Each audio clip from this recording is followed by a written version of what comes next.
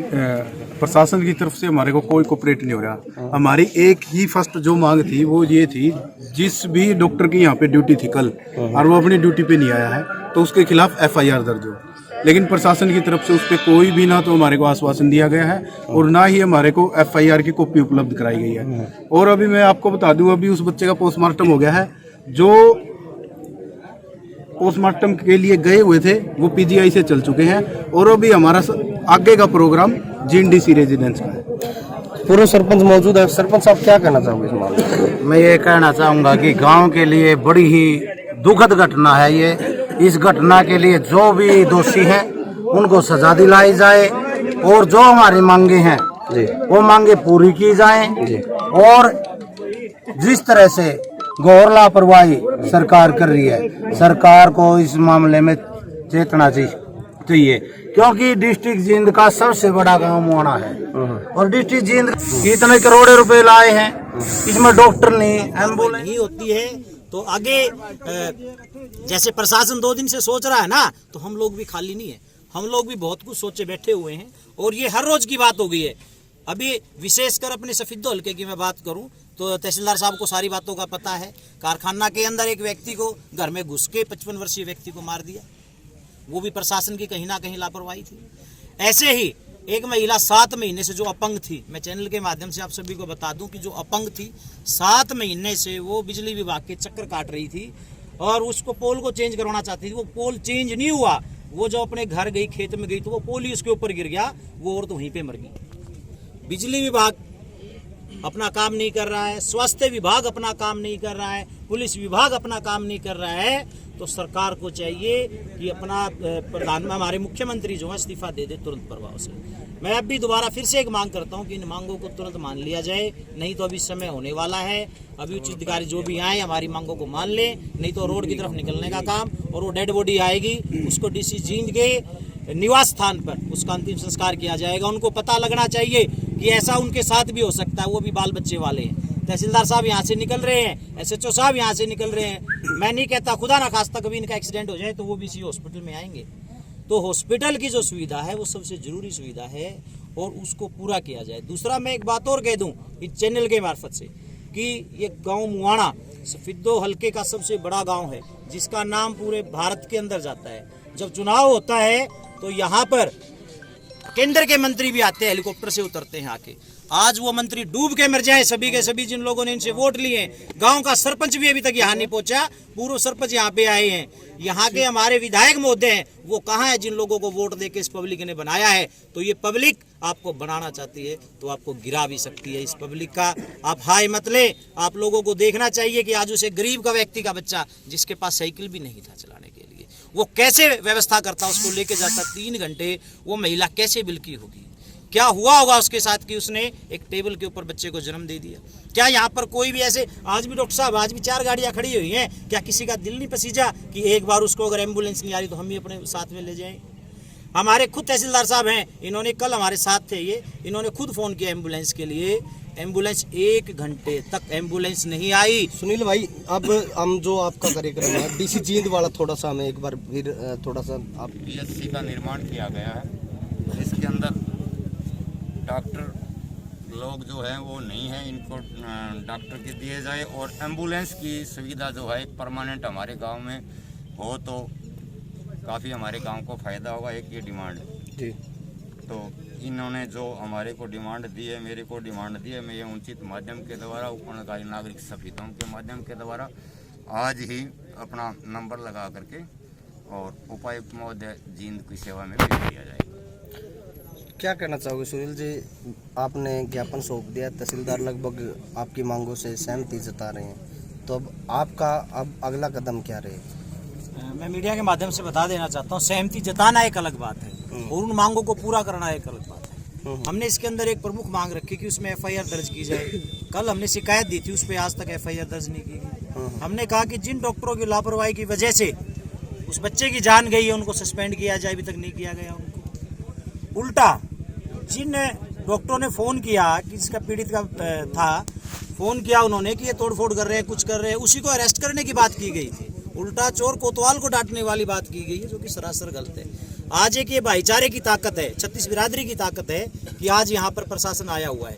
लेकिन एक दुखद बात और है कि अभी तक एक भी मांग का आश्वासन नहीं दिया गया, पूरी नहीं की गई। जब तक ये मांगे पूरी नहीं की जाएंगी हम अपना धरना जारी रखेंगे। आपके सामने है कि टेंट लगा दिया गया है और डीसी जो हमारे जींद के हैं उनके यहाँ पर एक गोसों की ट्राली का हमने जींद में फ़ोन कर दिया है। जो बच्चा है उसका पोस्टमार्टम के बाद उसका अंतिम संस्कार डीसी की कोठी के अंदर किया जाएगा, अगर ये मांगे आज ही अभी तुरंत प्रभाव से नहीं मानेंगे। हमने 5 बजे तक का समय दिया था कि इसमें FIR दर्ज करें, नहीं तो हम रोड की तरफ निकलेंगे।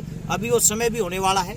अगर ये मांगे अभी नहीं मानी गई, हमें FIR की कॉपी नहीं दी गई, तो हम ये काम करने का करेंगे। दूसरी बात ये है कि सिविल हॉस्पिटल उनके CMO जिनकी घोर लापरवाही जिनके स्टाफ ने की है, कह रहे हैं कि यहाँ पे दोनों नर्सों को भेज दिया यहाँ से।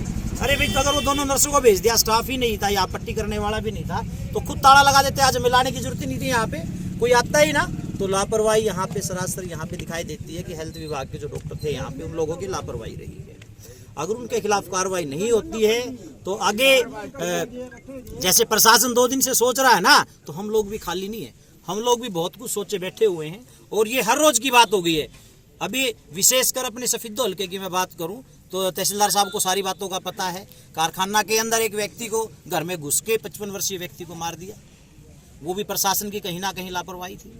ऐसे ही एक महिला 7 महीने से जो अपंग थी के बाद वो बच्चे की जो डेड बॉडी आएगी उसको डीसी साहब की कोठी के ऊपर ले जाकर एक ट्राली का ऑर्डर गोसो का हमने दे दिया है। अंतिम संस्कार करने का काम डीसी की कोठी पे किया जाएगा। उनको पता लगना चाहिए कि किसी गरीब के साथ ऐसा किया गया तो उनके साथ एकता, समाज की एकता जिंदा है, छत्तीस बिरादरी की एकता जिंदा है।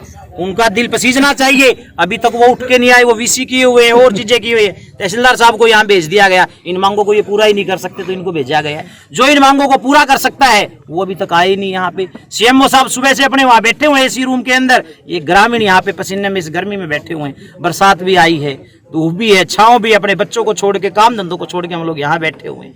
सरकार ने उनको हमारे लिए बनाया हुआ है, हम ही उनको बनाने वाले थे। वो AC में बैठे हुए हैं, हम यहाँ धूप में बैठे हुए परेशान हैं। तो यही मेरी मांग है। अब अगर कोई नहीं आता तो किस समय अब जींद का डेड बॉडी आएगी जी, आते ही हम लोग डीसी साहब की कोठी पे पहुंच जाएंगे तुरंत। ये ध्यान रखें सभी चैनल के मार्फत से, सभी ग्रामीण, ये एक व्यक्ति नहीं कह रहा, ये सभी ग्रामीण कह रहे हैं। ये जो डिमांड है कहाँ जो है भेजी जाएगी, जो आज जो डिमांड हमने अभी तहसीलदार साहब को डिमांड दी जी, ये अपने उच्च अधिकारियों को भेजेंगे जी। बाकी की कॉपी हमने डीसी साहब के नाम से, गृह मंत्री के नाम से, मुख्यमंत्री के नाम से और प्रधानमंत्री के नाम हमने लिख दी है, उनको अभी मेल कर दिया जाएगा। क्या ये धरना जारी रहेगा जब तक? बिल्कुल, जब तक ये मांगे पूरी नहीं होंगी ये धरना जारी रहेगा। और एक और बता दूं मैं आपको, जो ये हॉस्पिटल है ये 12 गाँव का हॉस्पिटल है, ना कि खाली मुआना का है। मुआना की ही आबादी 40,000 है, 25,000 वोटर हैं। अगर अभी तो मुआना के ही आदमी नहीं निकल के आए, अगर उन 12 गाँव के लोग निकल के आएंगे तो तब क्या होगा। तो ये चीज मैं आपको बता देना चाहता हूँ। रिंकू क्या कहना चाहोगे? समस्त ग्रामीणों ने उचित माध्यम के द्वारा मेरे को एक मांग पत्र दिया है और मांग पत्र में इन्होंने कल की दुर्घटना का जिक्र किया है, जो कि बहुत माड़ा काम हुआ। जैसे कल मुआना के हॉस्पिटल के अंदर, जैसा इस दरखास्त में मुआना वासियों ने लिखा है, भाई यहाँ पर मैं भी रात को यहाँ आया था, एक बच्चा पैदा हुआ था, छोटा बच्चा, और उसकी पैदा होते समय मृत्यु हो गई थी। और